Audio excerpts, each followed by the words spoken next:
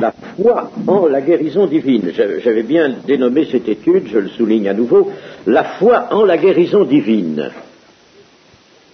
Et je voudrais voir un petit peu pourquoi que ce qui se passe, essayer de réfléchir à ce qui se passe lorsque la prière pour la guérison des malades de l'Église, c'est ce qui nous intéresse, nous l'avons dit, n'est-ce pas, au-dessus de tout,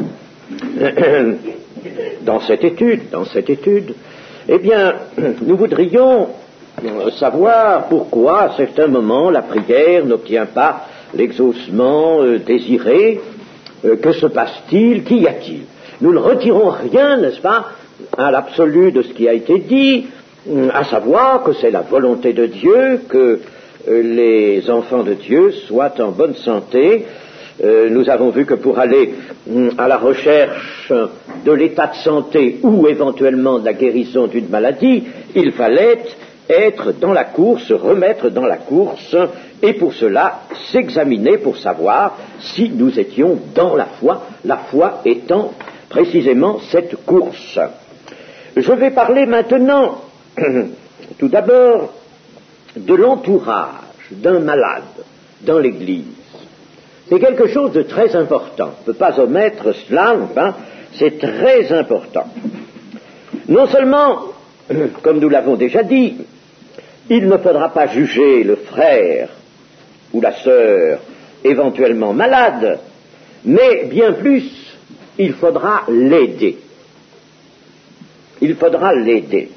L'aider en l'entourant avec un esprit de miséricorde et de foi, c'est-à-dire un cœur réellement capable de miséricorde, de concevoir la miséricorde, et se sent lui-même poussé par la miséricorde. La foi est une chose excellente, mais il faut bien sûr, en ce qui concerne le secours à apporter à des membres de l'Église, il faut disposer de miséricorde. La miséricorde, c'est l'amour, l'amour en action, n'est-ce pas? Et nous savons qu'il y a aussi dans l'Église des dons pour secourir les autres. Et ces dons utilisent essentiellement la puissance de la miséricorde. Et il faut bien sûr la foi. Nous pouvons dire que la foi de l'entourage va aider la foi du malade. La foi aide la foi. La foi entraîne la foi. Nous entraînons les uns les autres dans cet exercice de la foi. Et essayez d'exercer la foi au milieu de gens qui n'en ont pas, qui sont dans l'incrédulité. Vous verrez combien c'est froid, combien ça vous refroidit, combien c'est difficile. Tandis que si on est, n'est-ce pas, on a un entourage de frères et de sœurs qui eux-mêmes exercent la foi, eh bien tous ensemble, on va s'aider à cet exercice de la foi. Certains malades ne s'en sortent pas parce qu'on ne les aide pas. On ne les aide pas. Et l'on n'a pas le véritable esprit de charité pour les aider. Vous savez, moi je ne ménage rien, je fais le tour de la question autant que je puisse le faire avec les lumières que le Saint-Esprit veut bien me donner. Eh bien, donc, on ne les aide pas. Il n'y a pas de personne qui, intérieurement, je parle de l'aide intérieure, celle-là est au-dessus de tout, intérieurement, n'est-ce pas, pense que le malade doit guérir, que le malade veut le guérir. Il peut se trouver dans l'entourage, quand le malade est gravement atteint, au contraire des personnes qui pensent qu'il va mourir. Eh oui, il y a des personnes qui pensent qu'il va mourir. Oh, je l'ai entendu, mes amis, je l'ai entendu. Et je l'ai entendu concernant des malades qui ont guéri. Et d'aucuns disaient, oh non, c'est trop grave, il va mourir, oh non, il n'a plus de force, il va mourir. Comment voulez-vous que dans un tel entourage, la prière de la foi puisse s'élever vers Dieu? Comment voulez-vous que la foi soit soutenue, mes amis? Il y en a qui sont tout de suite portés au pire. Mais c'est de l'incrédulité, cela. Alors il faut, n'est-ce pas, que l'entourage ait lui-même foi. Et il faut entourer le malade avec des cœurs remplis de confiance en Dieu, et non pas remplis de bons sentiments. Les bons sentiments, vous voyez ce que je veux dire par là, les bons sentiments dont l'homme est capable, dont n'importe quel homme du monde pourra à l'occasion être capable. Il y a des hommes du monde qui ont de bons sentiments, comme on dit, n'est-ce pas, c'est-à-dire un cœur généreux, c'est le mot généreux qui leur convient. Mais c'est pas ça, n'est-ce pas? Il faut des cœurs remplis de confiance en Dieu. Ce sont des actions spirituelles qui doivent être engendrées dans notre cœur. Il faut avoir un esprit d'humiliation pour l'aider dans cette voie. C'est-à-dire qu'il ne faut pas avoir peur aussi de s'humilier soi-même pour le malade. Pas dire parce qu'il faut, n'est-ce pas, commander que le malade s'humilie, ça il doit le comprendre lui-même, n'est-ce pas, c'est son affaire. Hein. Mais nous pouvons faire comme faisaient des grands serviteurs de Dieu. Ils s'humiliaient eux-mêmes, les concernant, n'est-ce pas? Ils s'humiliaient pour le peuple. Ils s'humiliaient pour le peuple. Nous voyons par exemple un prophète Daniel, qui s'humilie, et ce prophète pourtant, ce que nous connaissons de lui nous montre un homme véritablement dévoué à l'Éternel, un cœur dévoué à l'Éternel, un cœur soucieux en toute chose, en tout point de plaire à l'Éternel avec persévérance. Il a vécu et exercé son ministère de prophète jusqu'à plus de 80 ans. Et il est resté constamment fidèle. On ne trouve rien dans la Bible, pourtant la Bible nous dit la vérité sur chaque personne. On ne trouve rien concernant ce prophète, rien qui soit une ombre. Je ne dis pas qu'il ait été parfait, parce qu'il n'y a pas d'homme parfait, n'est-ce pas, sauf quand Dieu l'a rendu tel, mais cependant, n'est-ce pas, c'est véritablement un modèle. C'est un modèle. Je souhaiterais que nous soyons tous comme Daniel, n'est-ce pas, ayant ce même discernement, ce même désir de tout faire pour plaire au Seigneur, jusqu'à refuser, en risquant sa vie, refuser de manger les plats du roi. Eh bien,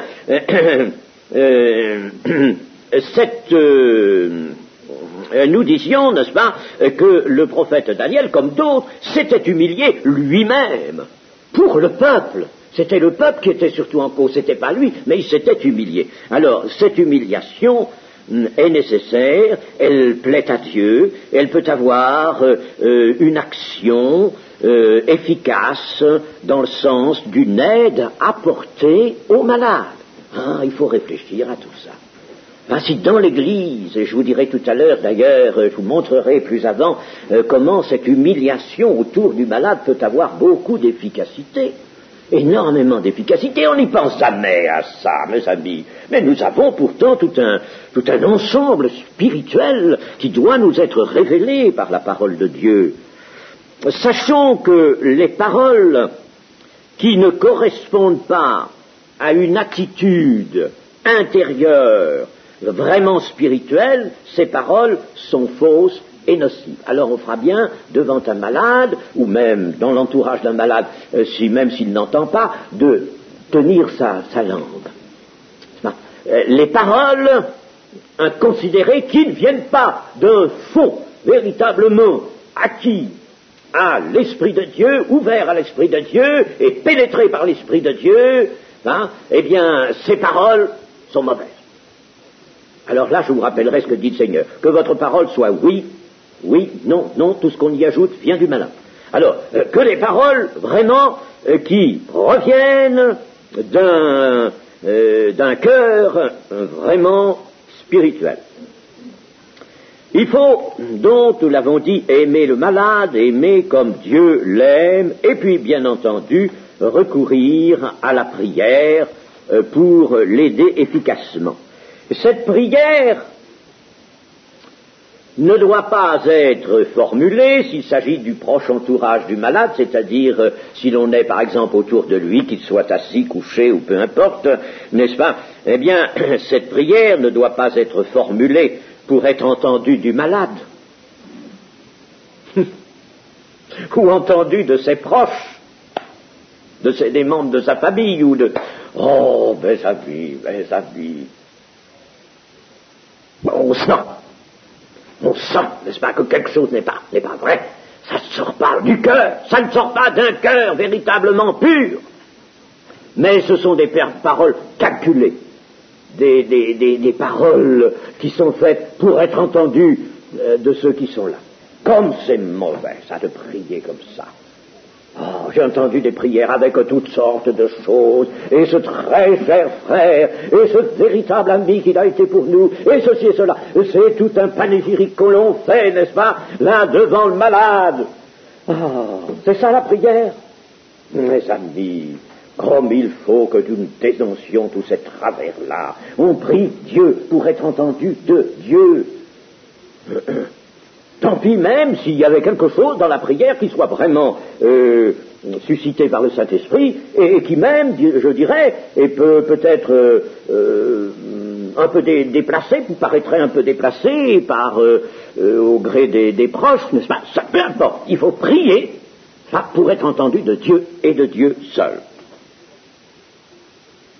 Il faut se livrer à l'Esprit de Dieu, à l'Esprit de compassion. Et la prière pour la guérison est toujours dans la volonté de Dieu. Sachons-le, toujours dans la volonté de Dieu. Nous n'avons pas le droit de lâcher prise. Nous n'avons pas le droit de dire, eh bien, Dieu va le prendre, maintenant c'est fini pour lui sur la terre. C'est pas à nous de régler ce problème-là. C'est pas à nous, ça appartient à Dieu. C'est là que nous empiéterions sur la souveraineté de Dieu. Nous n'avons pas le droit, n'est-ce pas? Tant qu'il y a de la vie, n'est-ce pas, nous avons à prier dans le sens de la vie, un point c'est tout. Les personnes qui soignent et qui entourent le malade doivent donc former un véritable faisceau et pouvoir élever une prière d'union entre eux, s'unir entre eux pour élever une prière puissante et efficace. Nous allons passer maintenant à la foi de l'Église.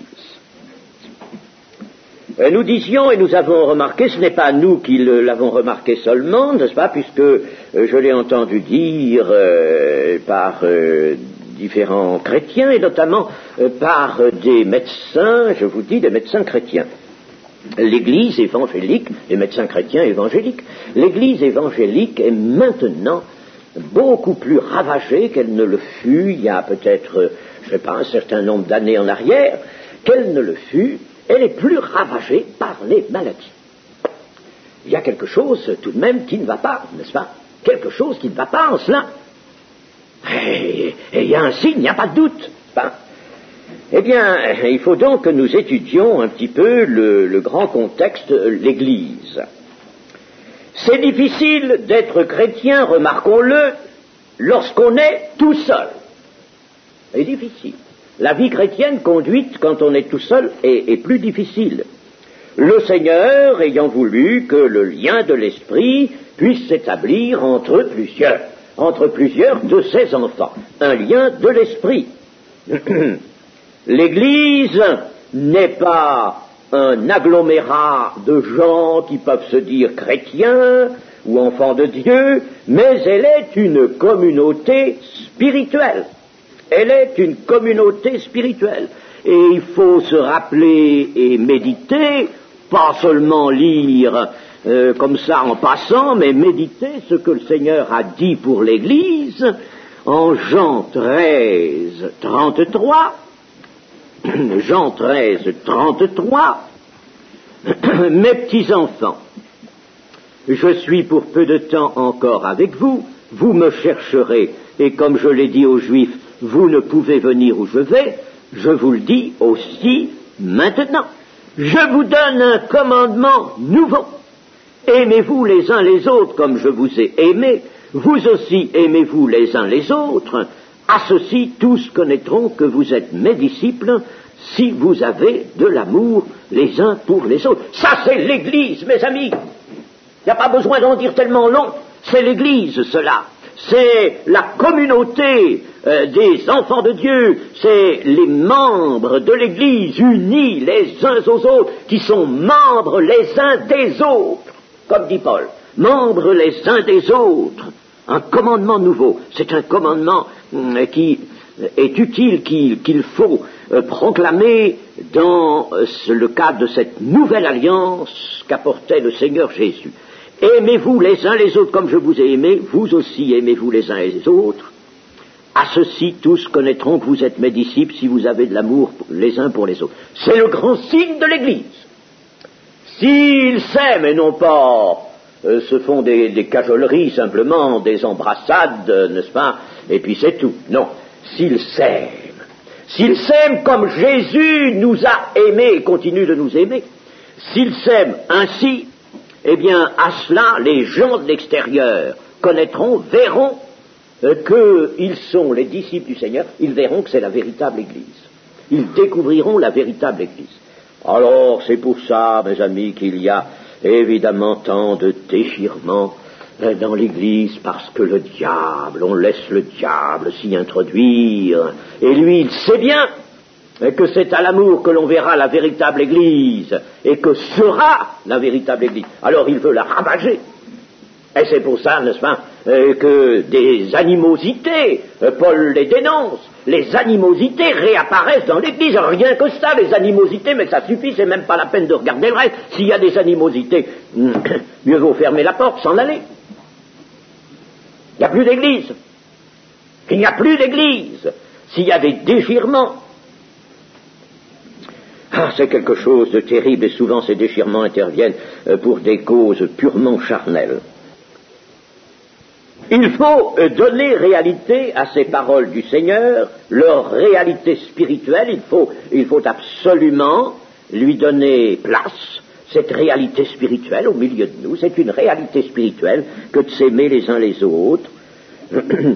Si l'Église ne suit pas dans sa totalité ceux qui ont cette vision du véritable amour, et hélas, les lettres de l'Apocalypse nous le montrent, il y a malheureusement souvent deux parties dans l'Église.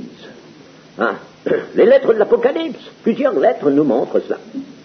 Il y a ceux qui tendent vers des Jézabel ou vers la doctrine des Nicolaïtes ou autre doctrine de Balaam, n'est-ce pas? Il y a ceux qui s'enorgueillissent, et puis il y en a d'autres qui restent dignes de marcher avec le Seigneur en vêtements blancs. Alors ça fait, en somme, dans l'Église, quoi donc?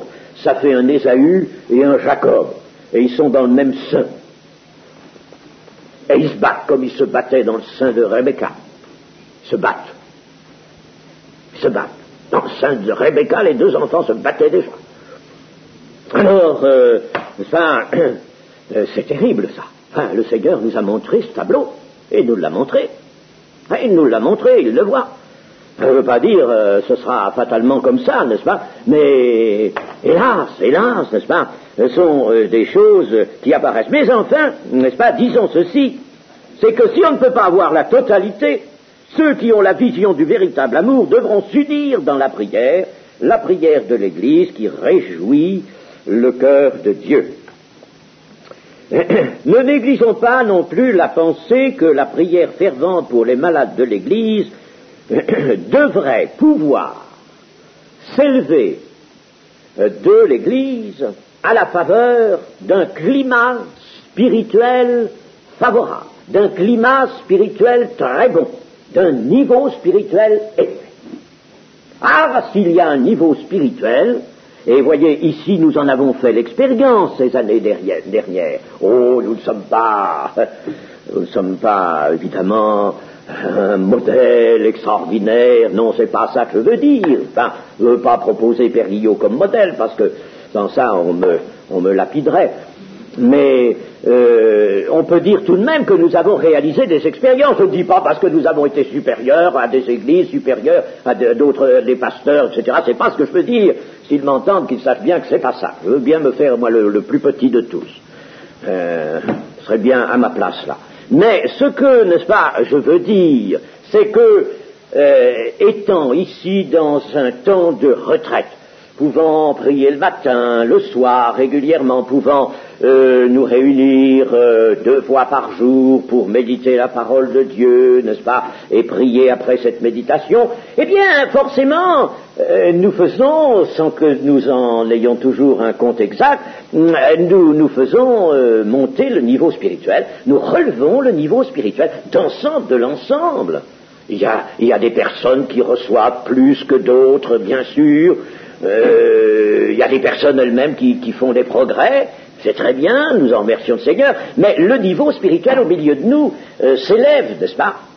Et si ce niveau spirituel s'élève, eh bien, nécessairement, notre prière prend plus de force. Et nous avons vu ici, en effet, se réaliser des exaucements déjà, n'est-ce pas, au milieu de l'Église, et notamment en matière de délivrance et de guérison, des exaucements, qu'est-ce que vous voulez, qui ont été tout de même les bienvenus et qui ont montré que Dieu écoutait la prière et était plus favorable à la prière lorsque le niveau spirituel s'élève. C'est arrivé, par exemple, de prier, je me rappelle cette circonstance, pour la fille de Madame Christian, qui était dans une phase très mauvaise, délicate d'une certaine maladie, il y a quelques années, et Madame Christian était auprès d'elle, ça allait très mal, il était question de la transporter à Purpan, à Toulouse, etc. Et nous nous sommes mis ici vers 8h15, quelque chose comme ça, à prier, et dans le même instant, une demi-heure ou 1 heure après, tout changeait dans la chambre de la malade. Et nous avons vu ces choses. Il ne faut pas l'oublier quand même. Ou nous oublierions, n'est-ce pas, les faits, les hauts faits de notre Seigneur, notre Dieu. Mais enfin, ce que nous voulons comprendre, c'est que, élevant le niveau spirituel, sans être des gens qui veulent se montrer supérieurs aux autres, pas du tout, qui veulent au contraire s'humilier, mais avec un niveau spirituel plus élevé, ça, on a obtenu peut-être davantage.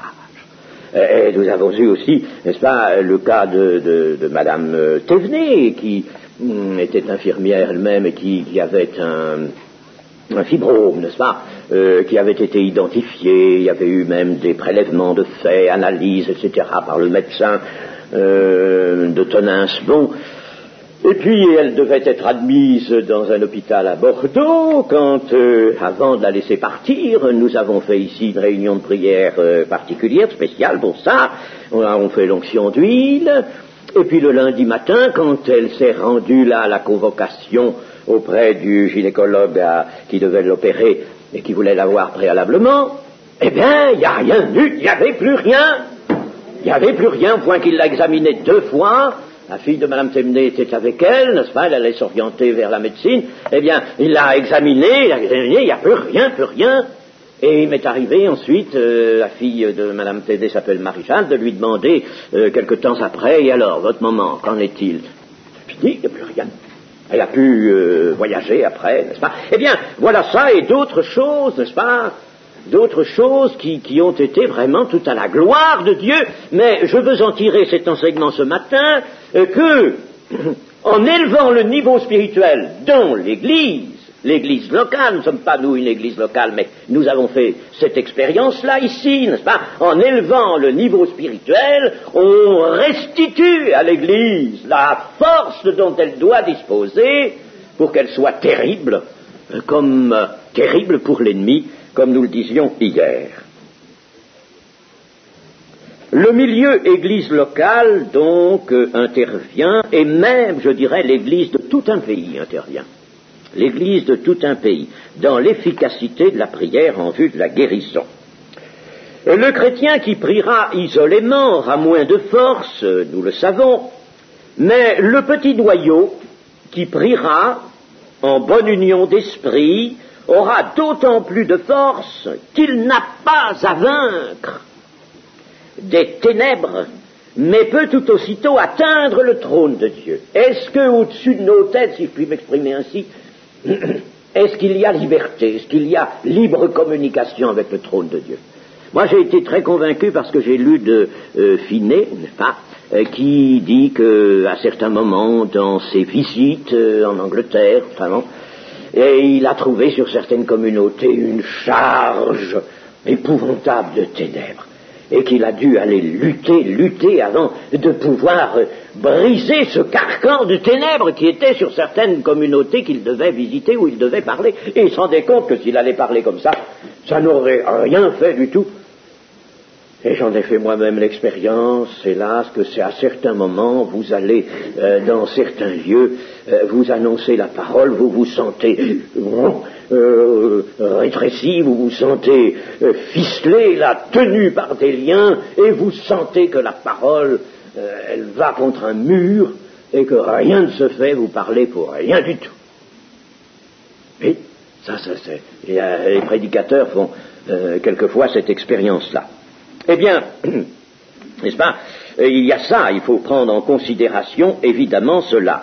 Il y a sûrement des résistances à la prière de l'Église. Il y a des résistances, c'est pas douteux. Si nous ne méconnaissons ça, alors mes amis, c'est que nous ne sommes plus du tout dans l'information, la bonne information qui est celle de la révélation. Le prophète Daniel, nous avons déjà vu ce passage, le prophète Daniel, au chapitre 10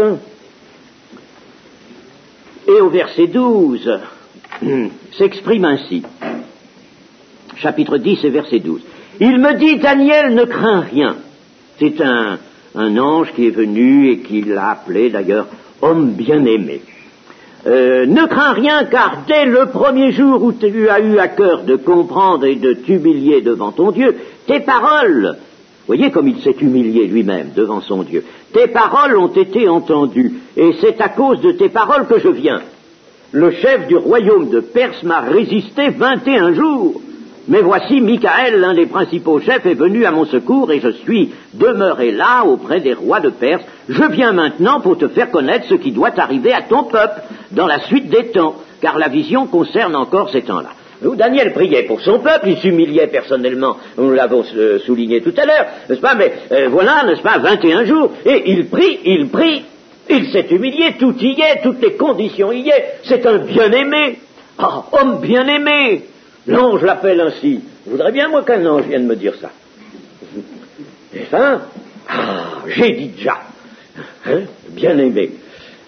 Alors, il lui dit, n'est-ce pas, homme bien aimé, ne crois pas que ta prière n'ait pas été entendue. Elle était bonne, sa prière, elle avait toutes les conditions pour elle. C'était un homme de prière. Matin, midi et soir, il était là, dans la direction de Jérusalem, il priait. C'était un homme constant dans ses voies. Et par conséquent, un homme de prière, n'est-ce pas, persévérant. Alors, ne crains pas, dès le premier jour, ta prière a été entendue. Mais, attention, c'est que il y avait un barrage. C'est que les ennemis étaient puissants. Ils étaient organisés au-dessus de la Perse, là, où se trouvait le peuple.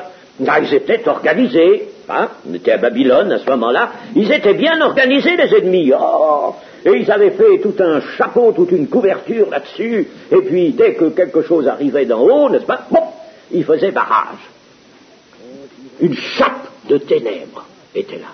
Bien, mes chers amis, voilà ce à quoi nous aboutissons avec nos insuffisances et avec le caractère que nous avons laissé à notre Église, n'est-ce pas, laisser prendre à notre Église un caractère, le caractère d'une Église qui s'est laissée aller, d'une Église tiède, d'une Église dans laquelle, malheureusement, il y a des animosités, il y a des mouvements divers, il y a des cœurs fermés.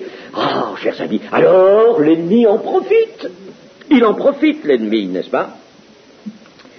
Nous avons ce texte bien connu aussi de Éphésiens 6. Éphésiens 6. Il ne faut pas oublier toutes ces choses-là. Il faut les prendre en considération. Éphésiens 6. Car nous n'avons pas à lutter contre la chair et le sang, mais contre les dominations, contre les autorités, contre les princes de ce monde de ténèbres, contre les esprits méchants dans les lieux célestes. C'est pourquoi prenez toutes les armes de Dieu. Il faudrait prendre toutes les armes de Dieu, et toutes ces armes de Dieu, si l'Église, comme un seul homme, les prend, vous savez, ce sera magnifique. La ceinture de la vérité, la cuirasse de la justice, la chaussure qui est le zèle que donne l'Évangile, le bouclier de la foi, le casque du salut, l'épée de l'Esprit qui est la parole de Dieu. Puis alors en tout temps, maintenant, faites des prières par l'Esprit. Oui, mais une église comme ça, c'est magnifique, ça n'est pas douteux. Elle obtient tout autant que le Seigneur Jésus obtenait sur la terre, cette église-là. Et bien sûr, mais malgré comment peut-elle être cette église forte, solide? C'est parce qu'elle prend toutes les armes de Dieu, parce qu'au-dessus d'elle, dans les airs, c'est-à-dire dans les régions supérieures de la terre, il y a là des ennemis qui sont nommés ici, n'est-ce pas, par l'apôtre Paul. Alors il faut constamment les tenir en échec. Il faut lutter contre tout cela. Il y a des luttes. Nous n'avons pas à lutter contre la chair et le sang seulement. Nous avons à lutter. Mais pas seulement contre la chair, il y a bien pire que cela. Il y a bien plus puissant que la chair et le sang, n'est-ce pas? La chair et le sang, c'est-à-dire la corruption naturelle de l'homme, susceptible d'entraver la marche et la force de l'Église. Bon, alors il faut lutter contre la corruption naturelle, mais il faut lutter aussi contre une puissance de mal beaucoup plus grande, contre un royaume de ténèbres servi par des esprits méchants, qui lui est en lutte continuelle contre le règne de Dieu et contre ceux qui appartiennent au règne de Dieu, par conséquent contre l'Église, c'est l'Église, n'est-ce pas? L'ennemi numéro 1 de Satan, c'est l'Église. Alors ils sont là, en lutte, et quand ils voient cette Église se laisser aller, s'installer, alors vous savez, ils font un plafond là au-dessus, quelque chose de magnifique. Et ils font un plafond, ils installent librement, n'est-ce pas, toutes sortes de princes, toutes sortes de dominations, d'autorités, d'esprits méchants, et qui sont là en place, n'est-ce pas? Voilà. La chair et le sang, c'est la nature déchue de l'homme qui réapparaît, hélas, dans l'Église, lorsqu'elle ne reste pas maîtrisée. Et pour vous en donner une idée de cela, n'est-ce pas, eh bien, il nous faut, hélas, je dis hélas, parce que c'est un chapitre qu'on aimerait peut-être pouvoir supprimer avec l'autorisation du Seigneur, mais il est là, chapitre 3 de 1 Corinthiens. Pour moi, frères, ce n'est pas comme à des hommes spirituels que j'ai pu vous parler, mais comme à des hommes charnels, comme à des enfants en Christ. Je vous ai donné du lait, non de la nourriture solide, car vous ne pouviez pas la supporter, et vous ne le pouvez pas même à présent, parce que vous êtes encore charnels. Vous êtes encore charnels. En effet, puisqu'il y a parmi vous de la jalousie et des disputes, n'êtes-vous pas charnels et ne marchez-vous pas selon l'homme? Quand l'un dit « moi je suis de Paul » et un autre « moi je suis d'Apollos », n'êtes-vous pas des hommes? Qu'est-ce donc qu'Apollos et qu'est-ce donc que Paul? Des serviteurs par le moyen desquels vous avez cru, selon que le Seigneur l'a donné à chacun. J'ai planté, Apollos a arrosé, mais Dieu a fait croître, en sorte que ce n'est pas celui qui plante qui est quelque chose, ni celui qui arrose, mais Dieu qui fait croître. Enfin, voilà toutes ces choses qu'il faut savoir, mais aujourd'hui on a encore dans l'église, on vous dira, ah, où un tel, vous savez, où il délivre, un tel, il est puissant pour guérir, etc. Alors, c'est la même chose, c'est toujours, n'est-ce pas, cet esprit charnel qui réapparaît, moi j'ai un Paul, moi j'ai un Apollos, il y en avait même qui disaient, ah, moi je suis de Christ. Encore mieux que tout le monde, n'est-ce pas? Je suis de Christ. Et ce disant, il faisait de Christ un faux Christ dans leur pensée, dans leur cœur. Alors, n'est-ce pas, voyez toutes ces choses, n'est-ce pas, dans l'Église, ça vient de la chair et du sang, ce sont des choses charnelles, et ça empêche le climat spirituel ou la valeur spirituelle d'apparaître. N'est-ce pas? Il ne peut pas y avoir de spiritualité là où il y a le déploiement de la chair et du sang. Ce n'est pas possible. Si bien que la situation spirituelle de l'Église en est pour une part compromise, la chair et le sang étant des instruments aveugles, les instruments aveugles d'une puissance qui les domine et qui retient l'Église dans un embarras, dans un méli-mélo ténébreux. Mais faut voir les choses carrément. Vous savez, faut pas dire c'est l'Église, alors par définition elle est parfaite. Non, nous avons vu la vision que Dieu a, n'est-ce pas, et qu'il réalisera. Mais il va la réaliser, n'est-ce pas, par les moyens qui sont les siens. Hein, et Dieu ne tergiverse pas. Les églises et les chrétiens ont donc à lutter continuellement contre un fardeau, contre des ennemis, un fardeau, une chape qui pèse sur eux, qui les écrase, et qui écrase surtout leur vitalité spirituelle, morale et physique, tout à la fois. La vitalité est retenue, est comprimée, est compromise. La vitalité est compromise par ces ténèbres lorsque elles s'accumulent. Il y a en effet mobilisé, n'est-ce pas, contre Christ et son Église, toutes ces dominations, ces autorités dont parle l'apôtre Paul. Littéralement dans Éphésiens 6:12, eh bien, ce sont les dominateurs universels des ténèbres qui dominent sur le cosmos. Le mot, c'est-à-dire sur le monde. Il domine sur le cosmos, dominateur universel des ténèbres. Et puis aussi les spirituels de la méchanceté. Au lieu des esprits, les esprits méchants dans les lieux célestes, ce sont les spirituels de la méchanceté. Il y a même des gens dans l'Église qui sont cela, les spirituels de la méchanceté, des gens très spirituels, infiniment spirituels à leur dire, n'est-ce pas, et qui sont les spirituels de la méchanceté. Et alors ces esprits spirituels de la méchanceté occupent des régions supérieures de la terre, et ils ne sont pas très loin, mais ils sont là, ils ont la faculté de ne pas être rivés à la terre comme nous le sommes, nous, n'est-ce pas? Et ils font peser un poids de lourdes ténèbres sur la terre tout entière, et quand ils le peuvent, ils les accumulent sur l'Église, s'efforçant de masquer toute apparition de lumière. Ce que veut Satan, n'est-ce pas, c'est boucher tous les trous. Dès qu'il y a une percée par où la lumière d'en haut pénètre sur la terre, alors là, il y a une église, il y a une nuée sur l'église. Alors Satan essaie de boucher le trou, fermer ça. Alors il mobilise ses troupes. Mais il faut que l'église lutte. Si l'église lutte, alors au-dessus d'elle, n'est-ce pas, il y a une percée de lumière. Et n'oublions pas non plus ce que nous dit Jean dans sa première épître, il faut toujours revenir, même si ce sont des textes qu'on connaît bien. 1 Jean 1,5, la nouvelle que nous vous avons apprise de lui et que nous vous annonçons, c'est que Dieu est lumière et qu'il n'y a point en lui de ténèbres. Dieu est lumière, il n'y a point de ténèbres. Si nous disons que nous sommes en communion avec lui et que nous marchions dans les ténèbres, nous mentons et nous ne pratiquons pas la vérité, mais si nous marchons dans la lumière, comme il est lui-même dans la lumière, nous sommes mutuellement en communion et le sang de Jésus, son Fils, nous purifie de tout péché. Voilà où nous sommes purifiés, quand nous marchons dans la lumière. Mais il faut marcher dans la lumière et laisser les ténèbres, n'est-ce pas? Alors, si l'on marche dans la lumière, eh bien, à ce moment-là, l'Église aura sa percée, elle aura son accès tout préparé au trône de la grâce. Sa prière pourra monter, la réponse pourra venir sans qu'il y ait interception par les esprits méchants. Ils seront tenus en échec. Et l'arme de l'Église sera donc cette prière efficace, prière qui sera poussée jusqu'à la supplication.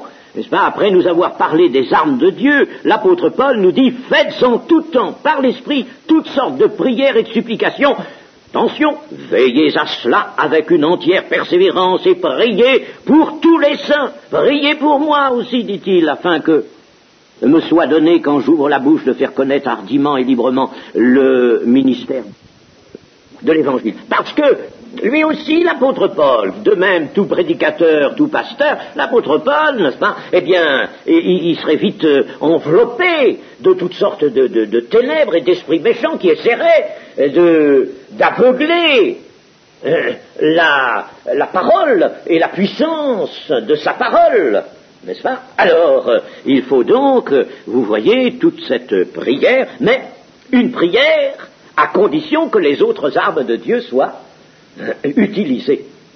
Alors, je vous dis, ça fait une église magnifique si les armes de Dieu sont utilisées.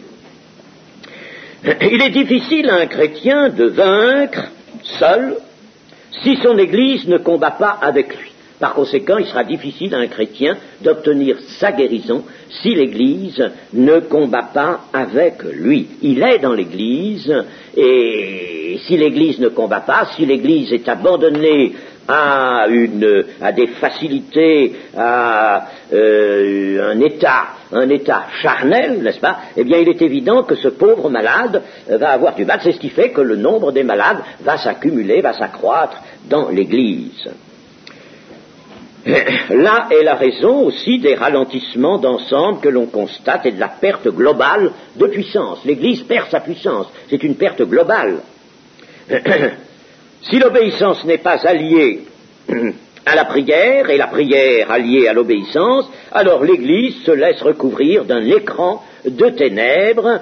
Celles-ci, ces ténèbres, autrement dit, vont se refermer sur elle, et je pense à ce qu'a dit le Seigneur au début de l'Apocalypse, chapitre 2, verset 5, à l'église d'Éphèse. À l'église d'Éphèse, souviens-toi donc d'où tu es tombé, repens-toi et pratique tes premières œuvres, sinon je viendrai à toi et j'ôterai ton chandelier de sa place, à moins que tu ne te repentes. Alors si le chandelier est ôté, il n'y a plus de lumière, il n'y a plus rien.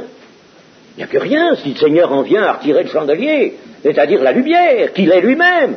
Alors il n'est plus là, il n'apporte plus sa lumière. Et les ténèbres vont se refermer sur l'Église. Et qu'est-ce qui va rester de cette pauvre Église si la lumière se retire? Il va rester des formes mortes. L'Église va être dans les formes mortes, des habitudes, des traditions mortes, des manières de faire, de chanter, de prier mortes, des manières d'annoncer la parole morte. Tout sera mort. On sera tous plongés dans les ténèbres, c'est-à-dire dans la mort. Je n'exagère pas, mes amis. Je n'exagère pas du tout. C'est pas moi qui ai dit ça. Je retirerai le chandelier de sa place. Alors, il faut penser à tout cela. Il faut pas incriminer le Seigneur. C'est nous qu'il faut incriminer. Il y a donc, en résumé là-dessus, ou bien aide efficace et nécessaire apportée par l'Église, si elle est bénie, si elle est vivante, ou bien alors il y a paralysie de toute action, de toute puissance, même par la prière, si elle a été gagnée par les déchirements de la chair et du sang et par les ravages des anges de Satan. Voilà. Alors là, la situation du malade, n'est-ce pas, vous voyez, elle est ou bonne ou mauvaise selon ce qu'est son milieu, ce qu'est son Église. La responsabilité de l'Église, par conséquent, est grande. Et nous aurions donc, j'en reviens à cela, tout à fait raison de nous humilier, les uns et les autres, quand nous avons des malades, parce que c'est de notre faute aussi. C'est la faute de la communauté tout entière. Vous voyez, nous aurions raison, par conséquent, de nous humilier. Et si nous nous humilions et nous reprenions en main les armes de Dieu, et que nous fassions monter la prière, voire même jusqu'à la supplication, eh bien vous verriez que les malades guériraient. Nous allons maintenant parler de la foi et de la volonté de Dieu. Parce que les prières pour la guérison sont souvent assorties de réserves, notamment celles que l'on connaît bien. Seigneur, guéris ce malade, ou guéris-moi, si toutefois, Seigneur, c'est ta volonté. Si c'est ta volonté. Bon. Alors, avec une réserve comme celle-là, nous sommes tranquilles. Nous pouvons appeler le médecin et aller vite chercher de la pharmacie. Nous sommes tranquilles avec une prière comme ça. Ça n'atteindra pas, si vous êtes certain, le trône de Dieu, même si d'autres conditions étaient réunies. Parce que ça n'est pas une prière de foi. Pas une prière de la foi. La réserve, donc, ainsi formulée, ou il y en a d'autres aussi, même d'autres manières, des réserves, on veut demander au Seigneur, puis on introduit un tas de réserves, Alors, cette réserve est justifiée par l'intention de ne pas empiéter sur la libre souveraineté de Dieu et de respecter cette souveraineté. L'intention peut être bonne, mais elle n'est pas à sa place. On ne se sent pas en droit de dicter à Dieu sa réponse. Nous ne pouvons pas, j'ai entendu des gens me dire ça, nous ne pouvons pas, même ici, il y a des gens qui me l'ont dit. On ne peut pas dicter, vous comprenez, à Dieu sa réponse. Ah, on ne peut pas la dicter. Non, c'est vrai, on ne peut pas dicter quelque chose à Dieu. Oh, je le sais qu'il faut respecter la souveraineté de Dieu. Mais alors, il faudrait cesser de prier s'il faut introduire cette réserve, si c'est ta volonté, Seigneur, nous te demandons ça, mais attention, tu le fais ou tu nous donnes un exaucement, si c'est ta volonté, alors il faudrait cesser de prier. Parce que la prière hors de la foi n'a aucune force.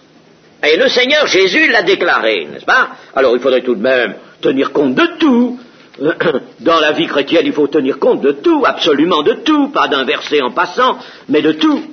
Alors dans Marc, par exemple, Marc 11, verset 24, Marc 11, verset 24, nous avons ceci. C'est pourquoi je vous dis, tout ce que vous demanderez en priant, croyez que vous l'avez reçu, vous le verrez s'accomplir. Croyez que vous l'avez reçu. Alors je ne peux pas dire à Dieu si c'est ta volonté, puisqu'il faut que je croie que je l'ai reçu. Que je croie, autrement dit, à l'exaucement au moment où je prie.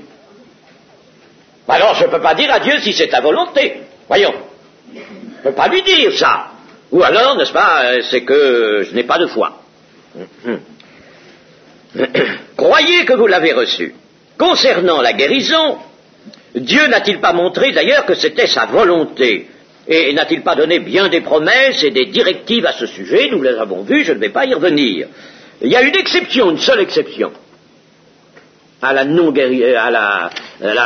qui fait que la prière de guérison ne soit pas exaucée. Il n'y a qu'une exception. Eh bien, cette exception, je vais vous la lire. Mais Jésus leur dit, un prophète n'est méprisé que dans sa patrie, parmi ses parents et dans sa maison, il ne put faire là aucun miracle. Le Seigneur ne peut pas faire de miracle là. Il ne peut pas.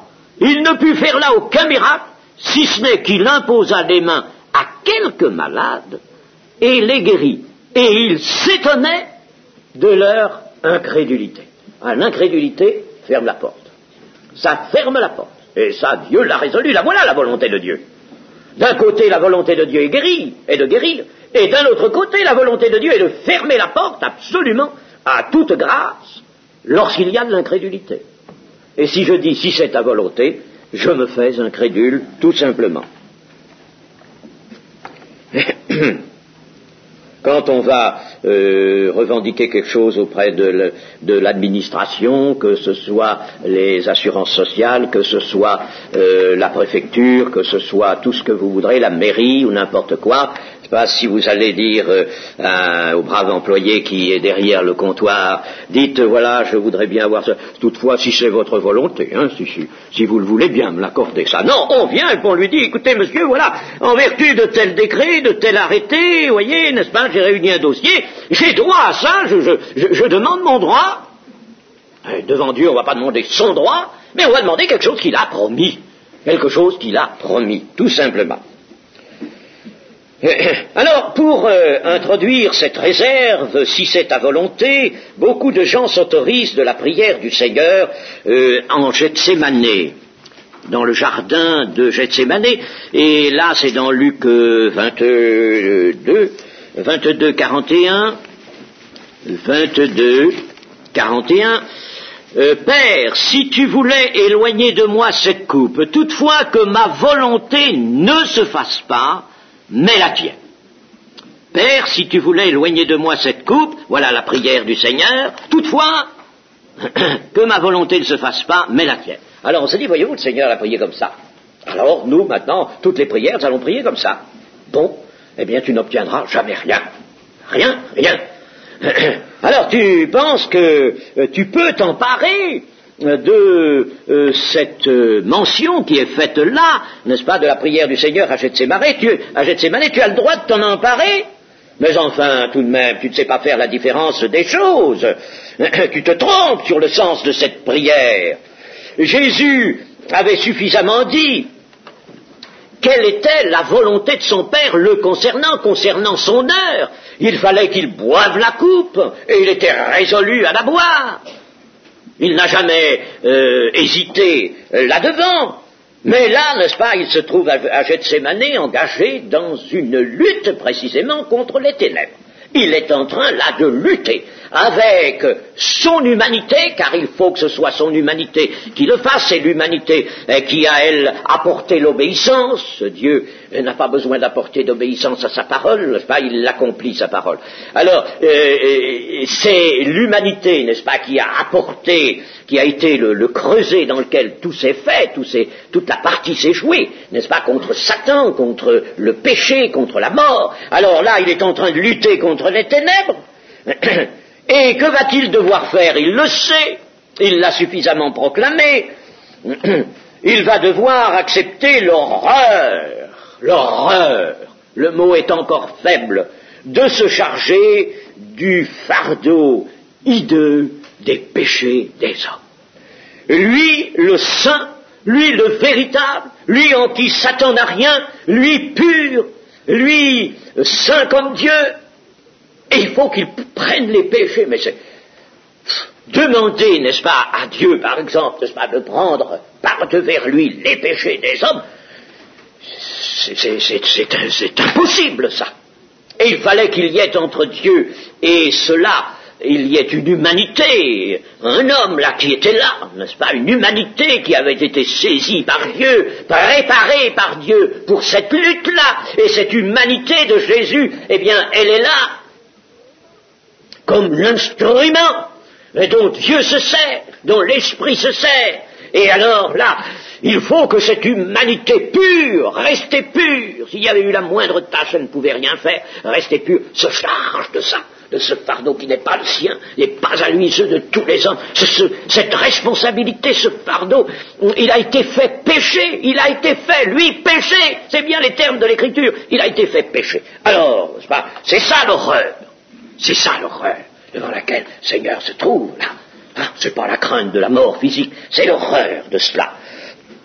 Jésus ne peut accepter sans manifester qu'il accomplit cette tâche selon la volonté de son Père, il le sait, n'est-ce pas, mais il ne peut accepter sans manifester, n'est-ce pas, cette répulsion qu'il a déjà manifestée devant Lazare, d'ailleurs, à un moindre degré, mais devant Lazare, le mot grec est lorsqu'il frémit en esprit devant Lazare, en réalité, il fut comme indigné et soulevé d'horreur devant la mort. Devant la mort. Eh bien là, n'est-ce pas, il faut qu'il accepte. Il ne veut pas ne pas être soulevé, son humanité pure ne peut pas en quelque sorte presque comme se révolter de cette tâche épouvantable qu'il s'agit d'accomplir. Il ressent, il mesure l'horreur et l'immensité d'un tel fardeau, tout à fait opposé à sa personne sainte. Voilà, alors, tu vas te servir de ça, toi. Pour introduire ça dans toutes tes prières, n'est-ce pas, ce petit venin d'incrédulité, tu vas l'emprunter à quelque chose de magnifique et de très grand, n'est-ce pas, que tu n'as pas compris. Voilà exactement, n'est-ce pas, ce qui se produit. Alors, se baser sur Gethsémane pour justifier l'indécision de la prière de la foi, c'est un véritable non-sens. Quand Jacques déclare que la prière de la foi sauvera le malade, dans Jacques 5, il ne peut s'agir que d'une prière assurée, d'une prière qui est certaine d'obtenir un exaucement, si par ailleurs les conditions sont remplies, et si l'on prie en un milieu de lumière. Le doute a toujours ôté toute force à la prière, et c'est encore Jacques qui nous le dit bien, que le doute, ça ne peut rien obtenir, pas possible. Ça, dès qu'il y a doute, c'est la même chose que l'incrédulité.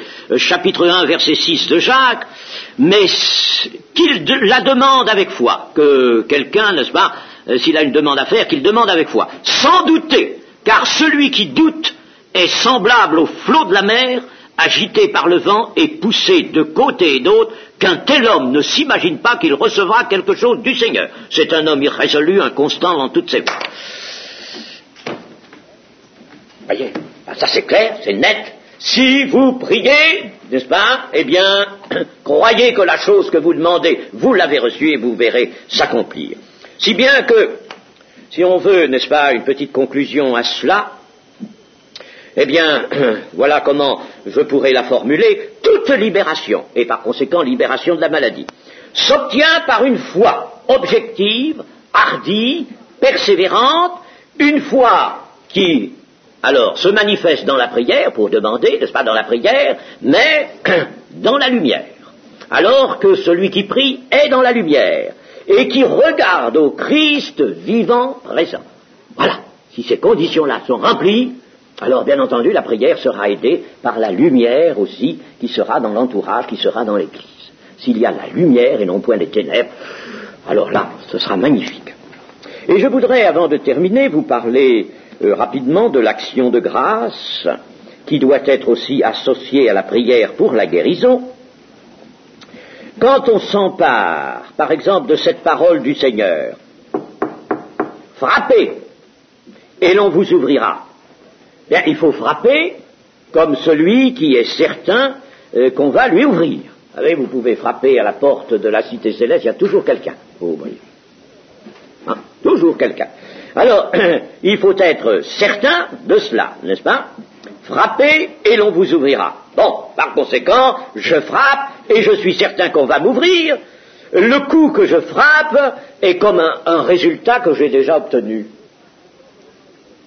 Je frappe à la porte, au moment où je frappe à la porte, c'est comme si déjà la porte était ouverte. C'est comme si déjà j'avais obtenu le résultat que je cherche. Et l'action de grâce peut accompagner au moment où je frappe à la porte, n'est-ce pas? Comme je sais que la porte va s'ouvrir et qu'on va m'accueillir, alors je frappe à la porte, je dis merci Seigneur. Que tu permets que la porte s'ouvre, que tu permets que... Merci Seigneur, au moment où je frappe, même si j'attends 5 minutes que la personne qui vient ouvrir, n'est-ce pas, ça c'est un petit peu une vue en manière de parabole, n'est-ce pas, mais enfin, si j'attends un tout petit peu, n'est-ce pas, eh bien, je sais que la porte va s'ouvrir. La prière de la foi est donc une prise de possession d'une grâce que Dieu a préparé d'avance et qu'il tient en réserve. Il a préparé d'avance. Est-ce qu'il sait d'avance? Il voit d'avance. Il sait bien ce qu'on va lui demander. Il sait bien, ça c'est même dit, n'est-ce pas? Il connaît nos besoins avant que nous ne les formulions. Il sait très bien. Alors, il sait très bien ce qui va se passer. Voilà, il a préparé la grâce. Elle est toute prête, là. Alors, est-ce qu'il va venir la chercher, cette grâce? Est-ce qu'il va venir, n'est-ce pas? Eh bien, notre foi, c'est tout simplement, n'est-ce pas, une avance. La prière de la foi sera le moyen d'avancer pour saisir la grâce qui a été préparée. Si bien que, si nous sommes convaincus de cela, si nous sommes vraiment nous-mêmes quelqu'un de spirituel, de pénétré de tout cela, si nous sommes exercés à la foi, eh bien alors, n'est-ce pas, nous allons pouvoir rendre grâce. Merci Seigneur, comme le Seigneur Jésus l'a fait devant Lazare, en nous disant qu'il parlait pour les autres, mais lui, il savait déjà qu'il était exaucé, n'est-ce pas? Père, je te rends grâce. Vraiment, il nous a invités à faire ça. Père, je te rends grâce de ce que tu m'exauces toujours. Te rends grâce, Père. Et cela avant de voir l'exaucement. L'exaucement, donc, précède la vue la vue même, n'est-ce pas, de cet exaucement. Parce que nous savons qu'il est déjà dans la volonté de Dieu. Rendre grâce après avoir reçu la chose demandée, c'est peut-être bien. On a reçu quelque chose, bon, merci Seigneur, j'ai là quelque chose, je le vois, c'est bien, je ne dis pas que ce soit mauvais, mais ça c'est encore du domaine naturel. Vous n'allez pas dire merci, n'est-ce pas, à quelqu'un de ce qu'il ne vous a pas donné. Dans l'usage courant, n'est-ce pas, on va dire merci quand on tient quelque chose. Alors ça, c'est du domaine naturel. Mais dans le domaine surnaturel, qui est celui de la foi, le remerciement heureux doit précéder la vue de l'exaucement. Ça, c'est spirituel. Rendre grâce avant, c'est exercer la vraie confiance en Dieu. La vraie confiance en Dieu, c'est ça. Seigneur, merci. Je te rends grâce, Seigneur. Merci de ce que tu m'exauces. Ah, ce que je te demande, Seigneur, c'est ça. Vous voyez, la prière peut très bien être comme ça. Ô ô combien il nous serait utile au cours de notre existence terrestre de relire les évangiles, de nous fortifier par la parole de Dieu, méditer à fond et aimer, il faut aimer aussi la parole de Dieu, car en elle est la grâce. La grâce, celle qui nous est venue, déjà, en elle, n'est-ce pas, nous découvrons la grâce, une grâce que nous avons déjà reçue, qui nous a sauvés, qui nous a bénis de tant de bénédictions. Mais en elle aussi, il y a la grâce qui va venir aujourd'hui. Et puis il y a la grâce qui va venir demain. Et pour tout cela, Seigneur, je te rends grâce. Pour celle qui est venue, pour celle qui va venir aujourd'hui, celle qui va venir demain, je te rends grâce, Seigneur. Voilà la véritable position spirituelle. Que le Seigneur soit béni. Amen.